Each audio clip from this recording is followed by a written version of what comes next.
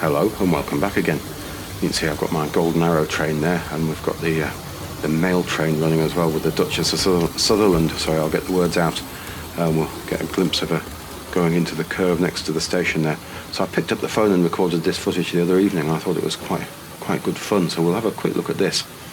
And I did manage to get hold of another mail set, the R.068 with the BR Blue version of the TPO coach from the late 70s and early 80s. But I noticed I was having a number of sort of derailing problems. I don't know if you can just listen with this Class 47. Hear that clunk there. The couplings are catching. And my Princess Elizabeth in LMS Maroon, she derails. She just catches the front bug in the Class 25 there. I've had a few spectacular derailments as well. And the parcels vans, which I've got, seem to jump off quite merrily on there, so I was getting quite frustrated with that. So I recorded a bit of footage and then I've removed the ramps because I don't seem to have very consistent running with those mail ramps. I think on my earlier sets on the Super 4 track, much more reliable running. Doesn't seem to affect the locomotives and rolling stock quite as badly. But let's just have a look at this going round. Really quite terrific locomotives, these. Absolutely lovely things from the late 70s. But it's the Train Collectors Society show this weekend, I think 11th of September. So I last went down to the show in November 2019, where I met David Atkins. So it's been a while since I've been to a show. We had the sort of pandemic since then, really, haven't we? We haven't been able to get out, so I'm really excited about that. And there, if you just have a quick look at that mail coach there. So that's got an unopened bag of mail ramps and bits and pieces, got the instructions. So it's a lovely smooth running item, as we'll see in a second. And there we go, I've got the Class 25 with the parcels train there. And I've got the mail coach right on the end of it. Lovely smooth running model. This, we'll have a good look over it part way through the video, because I realise it's been in a number of videos now. So we've made it across there all right. But the mail ramps just do seem to sort of catch on the couplings from time to time and cause the odd derailment. So here we've got a mail bag.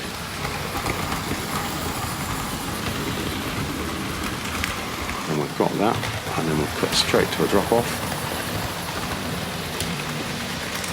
And there we go, we'll drop one off, pick another one up. Just clip in the mail bag again. There's another one dropped off. So it is great fun when it's all working, but quite frustrating when it starts affecting everything else you're trying to run. There we go. So it didn't like that coach very much. And there we've got one of the parcels vans off. And we'll do one more drop off there, I think. And there was my LMS Princess there. Whole train jumped off behind her as the front bogie jammed onto the mail ramp there. And I had a disaster with one of the green switches. Stopped working, so I had to pull those out and fix that this week as well. So I removed the mail ramps, and then we got this sort of running nice and smoothly. Got quite an interesting route set. And again, you can get a very nice steady run with this model, especially set on the Morley controller. Really is quite smooth, isn't it? Runs lovely through those points. So we've got the parcels coach there with the full parcels with a light grey roof. I'm forgetting what I'm trying to say. And then we've got one with a dark grey roof there. Slightly bluey grey, those roofs. They're not full grey. I think some people call them like a sort of slate or petrol type grey. Lovely shot there under the elevated section. And there's the two mail coaches there sitting side by side, and the operating equipment there sitting just waiting to be put away. I think we'll save those for another day. I think once we get the Super 4 out again, or the Series 3, we'll have some storming activity with the mail pickup and delivery. Far more reliable, I think. Got a utility van there on the end. we'll just follow it around now on the outside of the layout now. Get slightly different views as she goes off into the distance there.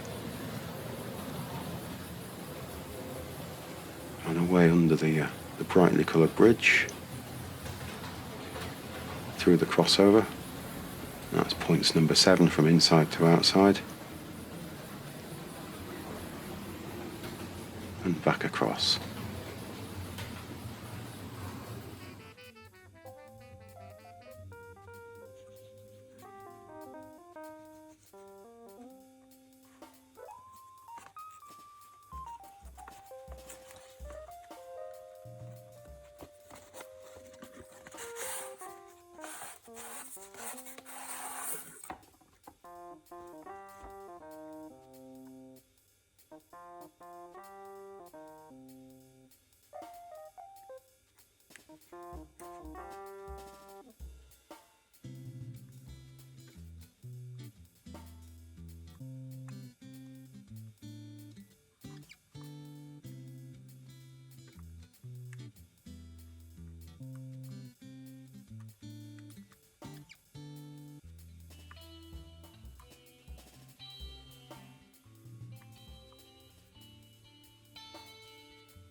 So I thought we'd better have a quick look over this model of the Class 25. It's been in a number of videos now, I think, including the ones with 01 a little while ago.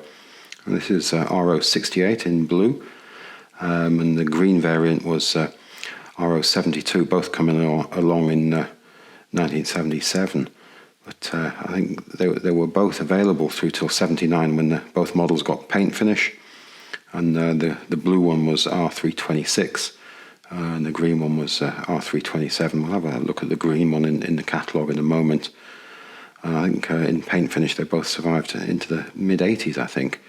But it's quite an interesting bodywork, especially the internal side of things. Now it does have illuminated head code. If you have a look in the insert picture there, you'll be able to see that running. So on normal using it's very difficult to see it on the railway in normal daylight. Although when we had it on 01, those bulbs really did glow quite brightly, so you can see where the bulb would lie in there and then light up the head code. Let's just have a look at the corresponding part on the inside of the model there. There's the bulb. They really do glow very, very bright and hot on 01, so I think if you're going to run this for a long time, I think some action may need to be taken to sort of cool that down or put in something else perhaps.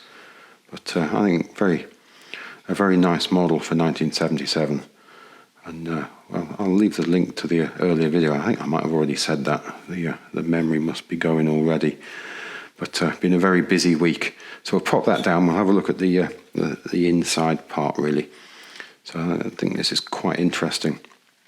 When I originally picked this for the fiddling with the 01, I was thinking that perhaps this model was designed with 01 in mind, but this must have been designed pre-77 if it showed up in the 77 catalogue.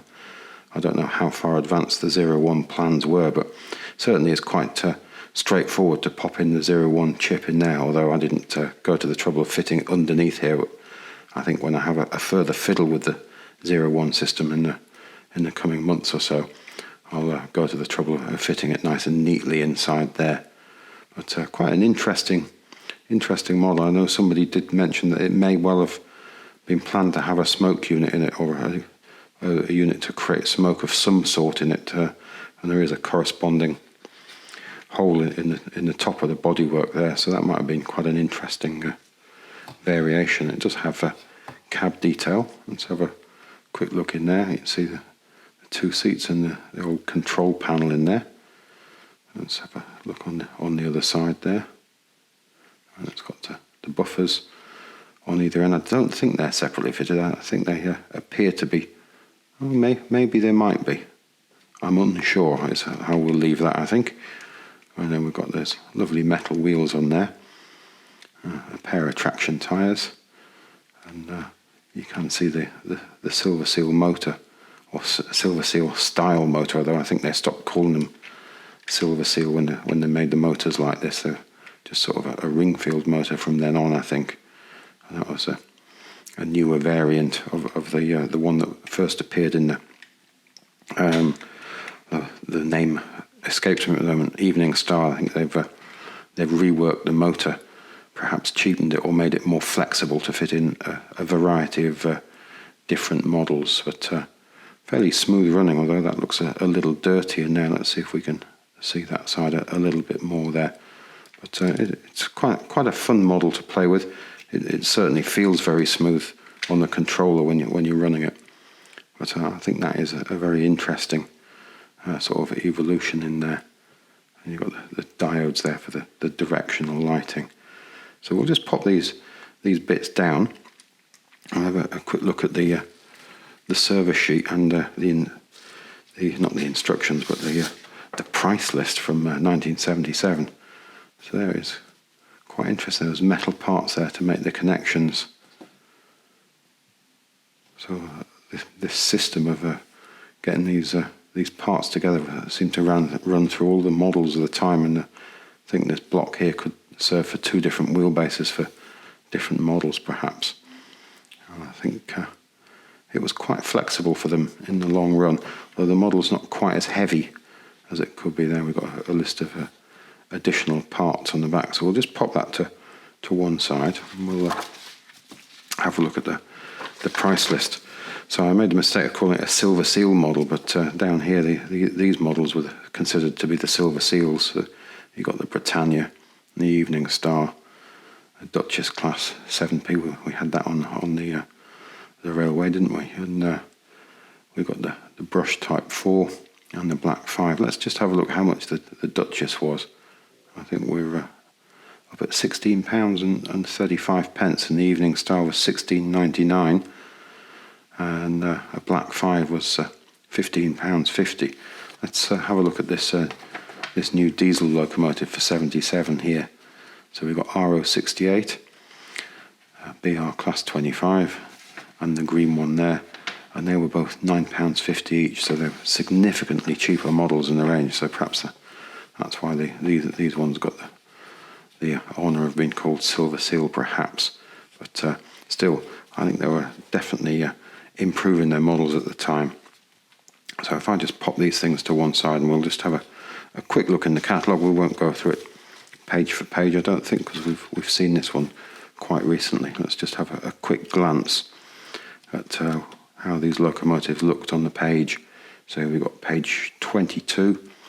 We've got the diesel rail car there, and then we've got the blue Class 25, looking quite splendid there. Quite foreshortened in the picture. I think perhaps photographed on a reasonably long lens. And then we've got the green Hymac. We've also got that on the railway today as well. So and there's a Class 47 there, but I don't think we've had that one running today. We had the green variant. Must get a diesel rail car out on the railway soon. So, and there is the green variation, R.072 there, also from 1977. Interesting, they didn't show them side by side on the page. I thought that would have been quite nice. And there, of course, is the must-have model of the year, I think. But yeah, interesting set of models in this catalogue.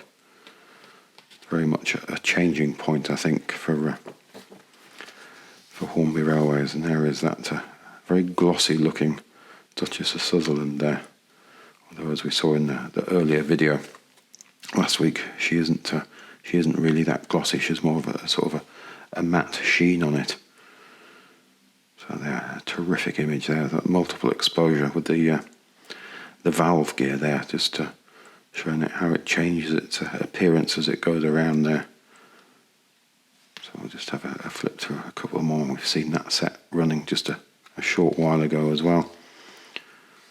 Well, there is the 47 Silver Jubilee set there. What number was that? That was R.068. So we'll just have a glance at another couple of items there. There's the Hymac with us, excuse me. So hiccups coming on there for a second.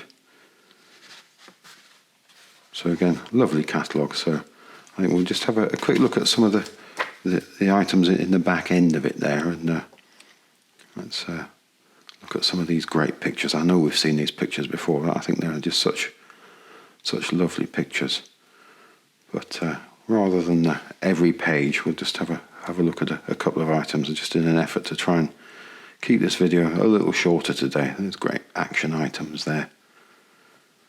Lovely little trucks. Those two look very happy, and there's that version of the mail car.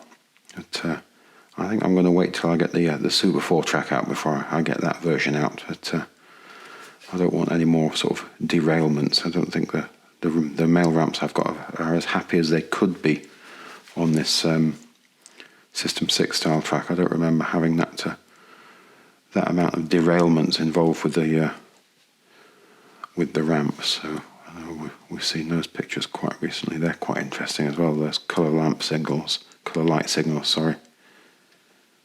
And we've seen the operating signal there in the past too.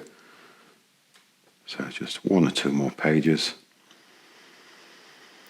And there is that footbridge with the railings on it.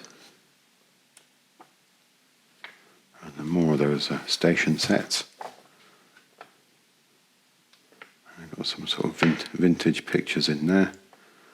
And that terrific layout being constructed there with father and son. Now a couple of days later here, and I'm just getting the Class 25 around the layout here with the parcels train, and we'll get that put back into the siding next to the brightly coloured wagons there. Now I received a letter earlier in the week as well from John in Ottawa. Very pleased to receive that. Came by a bit of a roundabout route, and I think he wrote it on the 20th of July, but it eventually got here. So I'm in the process of writing back to you, John, but in case you see this video before the letter arrives, but thank you very much. I really appreciated receiving that, so hopefully look out for the letter, ideally with you before Christmas. I think this video, if you're viewing it now, is probably in the weeks leading up to Christmas. So we're just going to get that uncoupled with that great brightly coloured uncoupling tool there. Really is quite a useful item, that. So we're going to get that Class 25 back into the line next to the engine shed, so we'll just run round under the bridge. There we go, past the fuel tanks. And through some point work there, and then we're going to have a gentle stop there, and we'll switch some points. And off she goes. Slight stutter on that curve point, great big plastic part in the middle of that point there, and only two pickups on either end of this model, and they're not on both sides, they're just two pickups at either end on one side only. So you do get a bit of a pause in proceedings sometimes. And we'll unhook the high mech there. So this has got the old style triangle motor in it, motor bogie, not rather than a ring-filled version. So relatively smooth for its type. So we'll run that around, and we'll put that on the line behind the Class 25, I think. Different sort of sound altogether, isn't it? But really quite a striking model with those white window surrounds. Right, stop there, and we'll switch points one before we have a derailment. I'm forever forgetting the points and having the rough riding over the points or derailments. But it's all part of the fun. It gets worse when you're trying to make film or video at the same time. Let's see if we have a stutter there. Tiny bit of a stutter there. There we have it. And grab the uncoupling tool. Switch some more point work.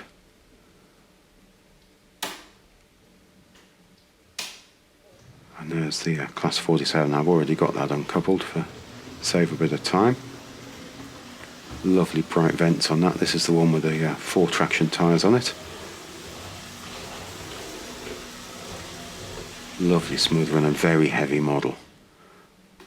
Throw a few more points. Make a very reassuring click. I know some people don't like the clicking of the points, but I think it's definitely all part of it for me. You'd think it might help you remember which ones you're doing, but you do get absent-minded and forget. So we'll put that on the near side of the refueling area this time.